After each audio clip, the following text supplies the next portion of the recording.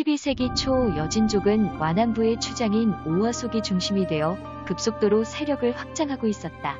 이에 고려는 긴장을 느끼고 장차 고려에도 위협을 끼칠 것으로 판단하여 인간, 윤관 등을 보내어 여진족을 공격하게 하였으나 연이어 패하고 돌아왔다.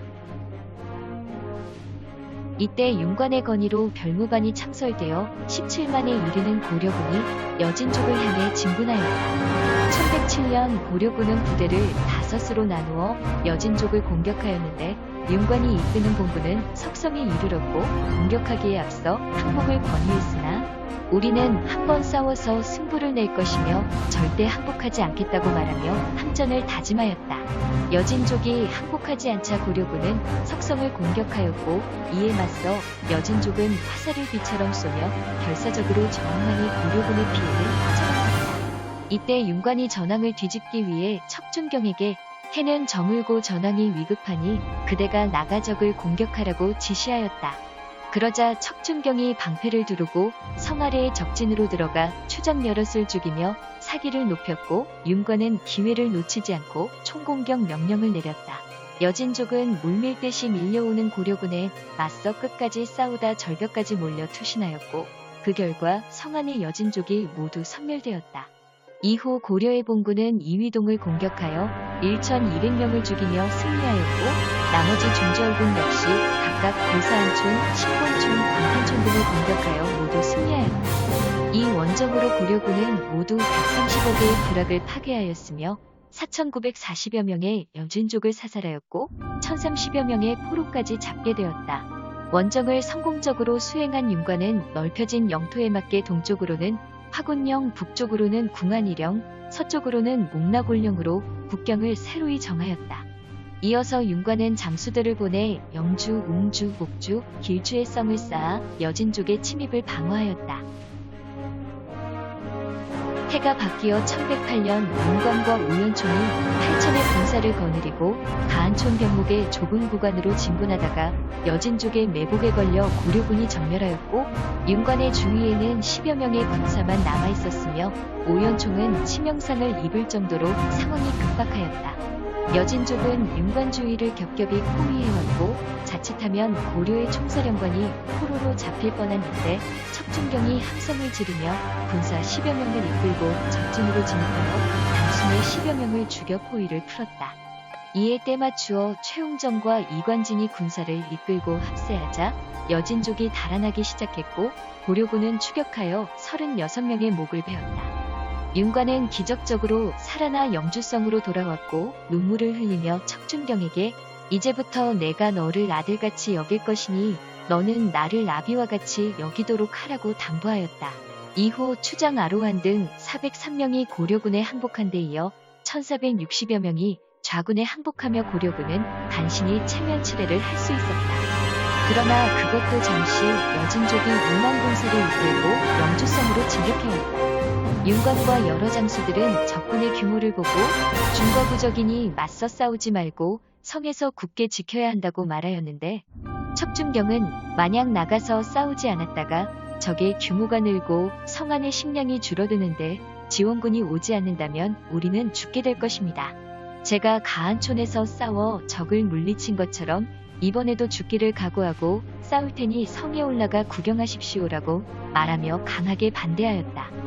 척준경이 말을 마치고 결사대와 함께 성 밖으로 나가 여진족 19명의 목을 뱀이 적을 해주었다. 척준경이 전투를 마치고 개선하자 윤관이 몸소 나와서 손을 잡고 서로 절하였다. 고려의 빼앗긴 땅을 되찾기 위해 여진족은 고려에 계속 공세를 가해왔고 여진족 군사 수만 명이 웅주성을 포위하였으나 최웅정이 네 방향으로 성문을 열고 나가 80여 명을 죽이거나 사로잡았고 말 40필과 많은 병장들을 노획하였다. 하지만 웅주의 고을 수령이 척준경에게 예전에 척준경이 말했던 것처럼 식량이 떨어져가고 구원병이 오지 않아 방어에 어려움을 피력하였다. 그 말을 듣고 척준경이 밤에 줄을 타고 성을 나선 후 여진족의 포위를 뚫고 정주로 가서 군사를 정돈하여 웅주로 오던 중 길주에서 여진족과 조우하여 대패시키니 여진족이 웅주성의 포위를 풀었고 성안 사람들이 감격하여 울었다. 여진족의 공격이 계속되자 윤관은 함주와 공엄진에도 성을 쌓았고 공엄진에 비석을 세워 경계로 삼았으며 의주 통대친 평용진에도 추가로 성을 쌓아 동북고성을 충족했다. 얼마 지나지 않아 여진족이 음주성을 다시 포위하니 문관과 오연총이 다시 군사를 이끌고 나가 적을 패주시켰다. 시간이 흘러 1109년 여진족이 길추를 포위하였다. 이에 오연총이 길추를 구원하기 위해 진군하던 도중 공엄진에서 여진의 명장 사묘아리에게 기습을 당해 고려군이 대패하였고 장졸들은 무기를 버리고 흩어지면서 공엄진이 함락되었다.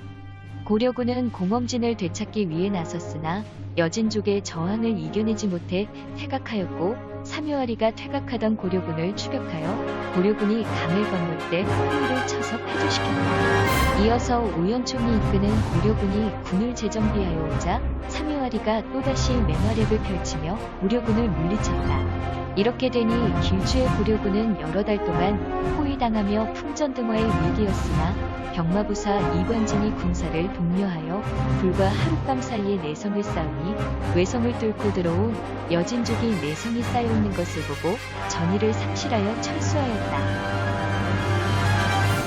고려 조정은 1109년의 길주성 전투 이전에는 동북고성을 어떻게든 사수하려고 했으나 잦은 소모전으로 고려군에서 사상자가 많이 발생하였고 전투에 차출된 농민들이 너무 많아 농사를 짓지 못하고 천정부지로 올라가는 비용 역시 부담을 가중시켰다.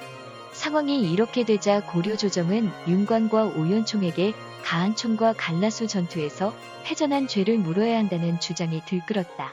이때 만만치 않은 피해를 본 여진족 측에서 대대로 조공을 바칠 것이며 고려의 기왓장 하나 등지지 않을 테니 동북고성을 반환해달라고 요청하였다. 고려와 여진족 모두 총력전을 펼쳐 극심한 피로를 느끼고 있었기 때문에 고려가 요청을 받아들여 동북고성은 1년 만에 반환되었다. 고려는 크게 두 가지 이유로 동북고성을 되돌려줄 수밖에 없었다. 첫째로 고려의 여진정벌은 병목지역을 확보한 후 그 길을 막으면 능히 적의 반격을 막을 수 있을 것이라는 판단으로 이루어진 것이었는데 실상은 수륙으로 도로가 통하지 않는 곳이 없어 동북구성 내에서 동시다발적으로 여진족이 공격해왔기 때문에 방어하는 데 문제가 많았다. 둘째로 1107년에 고려군이 진군하기 전 460여 명의 추장을 불러 모아 죽일 때 친고려파의 추장까지 죽였기 때문에 고려를 지원할 수도 있던 여진의 부락들이 완안부의 여진에 합류하면서 여진족의 종족적 결집이 이루어져 더욱 규모가 커진 군대와 상대해야 했다. 이후 1116년에는 발해 유민고영창이 발해 부흥의 기치를 내걸고 요동지방에 대발해국을 세웠으니 동북고성이 이때까지 유지되었다면 두 나라가 힘을 합하여 고구려와 발해의 옛 땅을 되찾을 가능성이 생길 수도 있었기 때문에 안타까울 따름입니다. 한편 완안부의 여진족은 동북고성의 땅을 발판으로 세력을 더욱 확장하였으며 1113년에는 오화 속의 뒤를 이어 완안하골타가 추장이 되었다. 여진족은 요나라의 선전포고한 뒤 연전연승한 뒤 1115년에 금나라를 세웠고 1116년에는 대발해국을 멸망시켜 발해의 마지막 부흥운동을 종결시킨 후 발해 유민까지 포섭하였다.